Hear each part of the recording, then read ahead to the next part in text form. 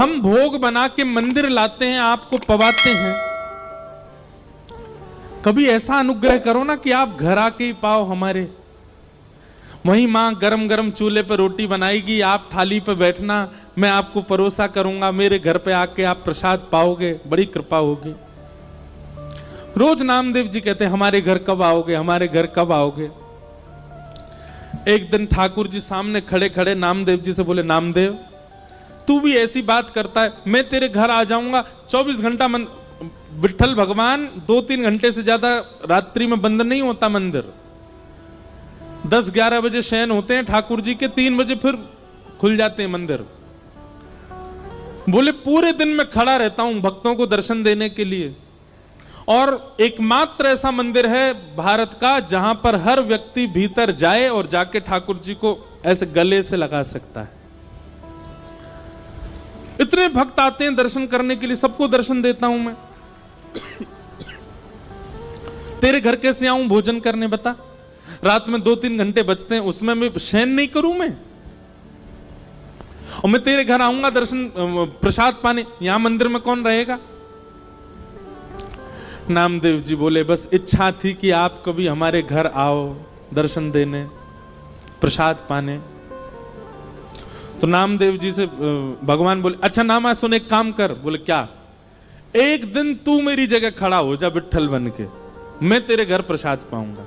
नामदेव जी बोले ये कैसे संभव। बोले सब संभव है, मैं श्रृंगार करूंगा तेरा, कोई पहचान ही नहीं पाएगा कि नामदेव खड़ा है, सबको लगेगा कि ये तो पंडरीनाथ है।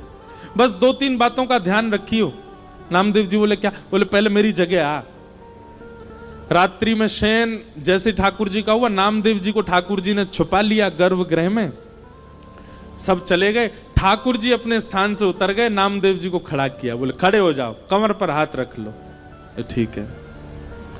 बोले अब ध्यान रखना, पहली बात तो आंख बंद रखना, खोलना नहीं, मैं ऐसे ही खड़ा रहता हूं। ठीक है।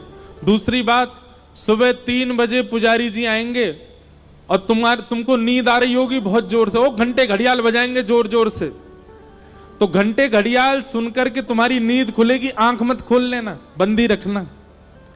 और फिर उसके बाद वहां मंगला आरती को वहां बोलते हैं काकड़ा आरती। कौन सी आरती।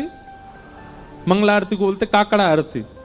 तो मंगला आरती जब होगी, आरती के बाद तुम्हारे ऊपर ठंडा ठंडा दूध डाला जाएगा, तुम्हारे ऊपर दही डाली जाएगी, शहद डाला जाएगा, जल डाला जाएगा। उससे ठिठर मत जाना, खड़े रहना स्थिर होके। नामदेव जी बोले अच्छा। फिर बोले काकड़ा आरती के बाद माखन मिश्री मिश्रित करके तुम्हारे मुख से लगाई जाएगी, उसको खा मत जाना, भूख तो बहुत लगेगी तुमको, मुंह में पानी भी आएगा, उसको लगे रहने देना, चाट मत लेना उसको। कहीं तुमने चाट लिया तो सब समझ जाएंगे नामदेव, खूब पिटाई होगी तुम्हारी। जी भगवान। इतने भक्त आएंगे दर्शन करने के लिए, और सब आकर के तुम्हारे पैरों को ऐसे पकड़ करके अपना सिर रखा करेंगे। कोई रोएगा, कोई चिल्लाएगा, कोई अपना दुख बताएगा, कोई अपना दर्द बताएगा। सबकी बातें सुन लेना, पूरी मत करना, क्योंकि एक की पूरी करी तो सबकी करनी पड़ जाएंगी। वो सब विधान कर्म का है, सब अपने कर्म से सब भोग लेंगे, पालेंगे, वो सब मैं कर लूंगा व्यवस्थित, तुम मत कर देना। नामदेव जी तो उतरने लगे। जय जय मत आओ भोजन करने, आप खड़े ही हो जाओ। ठाकुर जी बोले नहीं अब तो मैं जाऊंगा, अब तू खड़ा रहे यहीं पे। और नामदेव जी को खड़ा करके भगवान ने उनके अंग का स्पर्श किया, बिल्कुल ऐसे खड़े हो गए जैसे विठ्ठल भगवान। ठाकुर जी बोले अब खड़ा रहे, मैं जा रहा हूं तेरे घर। और श्री पंडरीनाथ भगवान पीतांबरी पहने, कस्तूरी की अद्भुत सुगंधी आ रही है, कटाक्ष नेत्र मकराकृत कुंडल पहने हैं, और छम छम चलते हुए नामदेव के घर पहुंच गए। नामदेव की मैया से बोले मैया भोजन पवाओ। पहले तो बहुत रोई, स्वागत किया, लिपट गई ठाकुर जी से। मैया बोली नामा गया था आपको लेने, वो कहां है। ठाकुर जी बोले वो व्यस्त है, हमारी जगह खड़ा है मंदिर में। मैया जल्दी भोजन पवाओ। और नामदेव जी की माता जी खूब प्रेम से रोटी बना बना के पवा रही हैं। वहां नामदेव जी खड़े चुपचाप और मन में सोच रहे हैं निमंत्रण मैंने दिया था, सुख मां को मिल रहा है पूरा, इतने में ही पुजारी आ गए, घंटे घड़ियाल बजने लगे, जोर जोर की घंटों की आवाज सुन के नामदेव जी घबरा गए, पर तुरंत स्थिर हो गए, हिलना नहीं है। ठाकुर जी कह के गए, कपाट खोले, बोल पंडली वरदे श्री हरि विठ्ठल ज्ञान देव तुकाराम श्री पंडरीनाथ भगवान की। सब जय जयकार करने लगे। नामदेव जी स्थिर खड़े हैं, अभिषेक हुआ, मुख पे मक्खन लगा दिया, सब काम जो जो ठाकुर जी बता गए सब हुआ। जैसी काकड़ा आरती होने लगी तो पंडरीनाथ भगवान नामदेव जी के घर बैठे थे। घर बैठे बैठे ठाकुर जी के मन में आया, मैया चलो नामा से मिलके आते हैं। और एक काली सौल ठाकुर जी ने ओढ़ी, सिर के ऊपर डाल ली, अपना रूप छुपा लिया कि किसी को दिखूं ना। और भक्तों की पंगत में लंबी लाइन में ठाकुर जी खड़े हैं अपने भक्त को देखने के लिए। जैसे ही ठाकुर जी भीतर पहुंचे और अपनी ब्रह्म वेदी पर जब नामदेव को खड़ा हुआ देखा, ठाकुर जी दूर से बलैया लेने लगा, आहा नामा कितना अच्छा लग रहा है, कितना प्यारा लग रहा है मेरा नामा। ठाकुर अब वहां सब गर्भगृह में जाते हैं। जैसे ही ठाकुर जी गर्भगृह में पहुंचे, कंबल उम्बल में ढक के गए थे। नामदेव जी को पता चल गया ठाकुर जी आए हैं। ठाकुर जी मन ही मन नामदेव से बात कर रहे हैं, बोले नोच लूं तुझे? नामदेव कह रहे नहीं नहीं भगवान, मैं उछट जाऊंगा, पुजारी पकड़ लेंगे मुझको। ज्यों ज्यों ठाकुर जी पास आए, नामदेव जी कह रहे हैं ठाकुर जी आप प्रणाम मत करना मुझको। ठाकुर जी बोले नहीं, आज तो प्रणाम करूंगा, आज तो वंदन करूंगा। और ठाकुर जी जाकर के नामदेव के चरणों से लिपट जाते हैं। नामदेव जी के नेत्रों से अश्रुपात होने लगे। बोले नाथ, हम एक कृपा की आकांक्षा करते हैं, आप इतना भंडार क्यों लुटा देते हैं? ठाकुर जी बार बार रोम रोम की बलैया नामदेव की लेते हैं।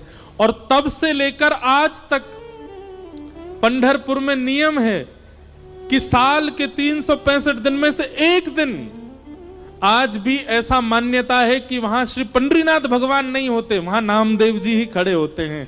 और सुनो बात तो सुनो पूरी, एक दिन वहां नामदेव जी खड़े होते हैं और सब पुजारी और मंदिर प्रशासन के लोग सब दर्शनार्थियों को प्रणाम करते हैं, क्योंकि दर्शनार्थियों के अंदर ही, दर्शनार्थियों के रूप में ही रूप बदल करके पंडरीनाथ दर्शन करने आते हैं नामदेव जी का।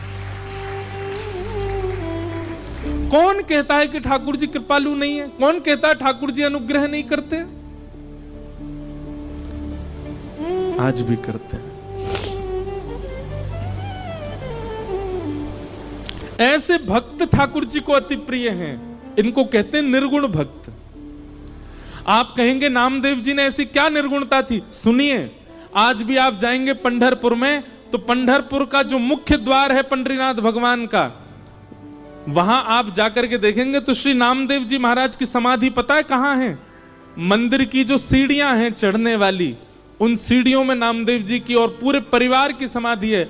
नामदेव जी का भाव है, आज से लेकर के जब तक पंडरीनाथ भगवान विराजे रहेंगे, हमारी इच्छा है जितने दर्शनार्थी आए हमारे ऊपर होकर के पंडरीनाथ का दर्शन करने जाएं, सबकी चरण रज हमको प्राप्त हो। फिर बाद में कुछ राजाओं ने और मंदिर प्रशासन ने उस स्थान को बंद कर दिया। बोले हमको पीड़ा होती है जब नामदेव जी के ऊपर पैर रख करके हम लोग दर्शन करने जाते हैं। पर नामदेव जी आज भी वहां पौड़ी में सिड्डियों के भीतर नामदेव जी की समाधि है, बैठे हैं ठाकुर जी।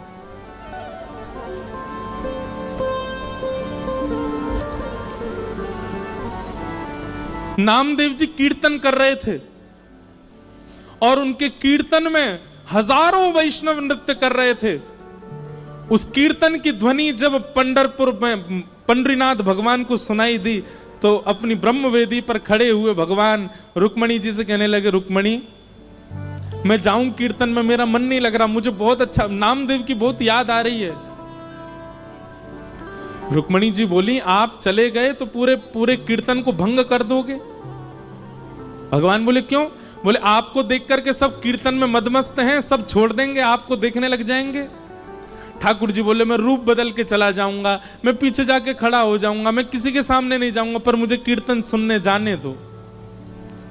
रुक्मणी जी बोली अच्छा ठीक है जाओ। ठाकुर जी रूप छिपा करके कीर्तन में पहुंचे। नामदेव जी आनंद में भर करके कीर्तन कर रहे थे और नामदेव जी के कीर्तन को सुनते सुनते सुनते ठाकुर जी इतने मंत्रमुग्ध हो गए कि भूल गए कि मुझे खुद को छुपाना है। वस्त्र हट गए, ठाकुर जी का रूप प्रकट हो गया। सब वैष्णव ठाकुर जी को देखने लगे। ठाकुर जी उछल उछल करके नृत्य करते करते करते करते बीच बीच पंडाल में आ गए और ऐसी जोर से घूम घूम करके नृत्य करने लगे। ठाकुर जी के आभूषण गिरने लगे। अरे कहां तक कहें, पीतांबरी तक उतरने लगी ठाकुर जी की, नामदेव जी का कीर्तन सुन के। इतना प्रेम करते हैं ठाकुर जी अपने वैष्णवों से। ऐसे भक्तों को क्या कहते हैं? निर्गुण भक्त। तो मैं निवेदन कर रहा था, निर्गुण भक्त ठाकुर जी को प्रिय क्यों हैं? सालोक्य, साष्टी, सामिप्य और चौथी भक्ति का नाम क्या बताया था? सारूप्य। अपना रूप प्रदान कर देते हैं ठाकुर जी। और पांचवी मुक्ति का नाम है एकत्वम। एकत्वम मतलब ठाकुर जी में ही विलीन हो जाते हैं, फिर वो सदा ठाकुर जी में रमे रहते हैं। लेकिन ठाकुर जी कहते हैं, मां मेरे निर्गुण भक्त तो इतने त्यागी होते हैं, इतने इतने इतने प्रेमी होते हैं कि मैं पांचों मुक्ति भी उनके सामने प्रस्तुत करता हूं तो दिए मान न ग्रहणंती। वो पांच मुक्ति भी नहीं मांगते, नहीं चाहिए। तो क्या चाहिए उनको? केवल अपने अपने अपने अंग वस्त्र को पसार करके मुझसे केवल एक ही बात कहते हैं, क्या? बोले, नाथ जन्म जन्म दीजो याहि ब्रज बसे वो, जन्म जन्म दीजो याहि ब्रज। हे नाथ, मैं हर बार जन्म लूं और हर बार जन्म लेकर के आपका दास ही बनूं, आपके ब्रज में जन्मूं। हर बार जन्म लेकर के आपका तिलक लगा के घूमा करूं, गले में कंठी माला पहनूं। हर बार जन्म लेकर के कथा सुना करूं और दोनों भुजा उठा करके उसमें नृत्य किया करूं। नाथ, देना है तो ऐसा वरदान दे दो कि मेरा हर बार जन्म हो और मैं हर बार आपका दास बना करूं। मां, वेद शास्त्र उपनिषद पुराण सब कहते हैं कि पुनर्जन्म न लेना पड़े, ऐसे कर्म करो। पर मेरे निर्गुण भक्त कहते हैं कि नाथ, कृपा करके हमको पुनर्जन्म दे दो और फिर से आपके दास बन जाएं, ऐसी कृपा कर दो। आपको भजना हमारी संपत्ति है, आपको याद करना हमारी संपत्ति है। आपकी याद में रोना, बिलखना, आपकी कथा सुनना, इसमें हमको बहुत सुख मिलता है नाथ। अरे और किसी की क्या बात, पंचमुखी श्री हनुमान जी महाराज, यह भी निर्गुण भक्त हैं। जब प्रभु श्री राम अपनी लीला पूरी करके जाने लगे, हनुमान जी नहीं गए साकेत। राम जी से बोले, नाथ आपके साकेत में कथा होती है? राम जी बोले, जहां मैं प्रत्यक्ष बैठा हूं वहां मेरी कथा सुनने की क्या आवश्यकता है? हनुमान जी बोले, तो फिर आप जाइए साकेत, अयोध्या वालों को ले जाइए साकेत, अपने भक्तों को ले जाइए। मैं तो पृथ्वी पर ही रहूंगा और यहीं बैठा बैठा आपकी कथा सुना करूंगा। क्यों? हनुमान जी कहते हैं, संयोग में प्रेमी केवल नेत्रों को दिखाई देता है, लेकिन जब प्रेमी का वियोग होता है और प्रेमी की चर्चा सुनने जब हम कथा में जाते हैं तो नाथ रोम रोम को प्रेमी दिखाई देता है। हम तो रोम रोम से आपके होना चाहते हैं, केवल नेत्रों से नहीं।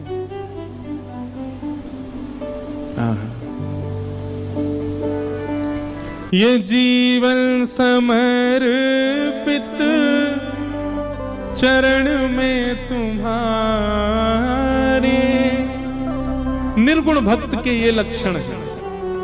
तुम ही मेरे सर्वस्व, तुम ही प्राण प्यारे।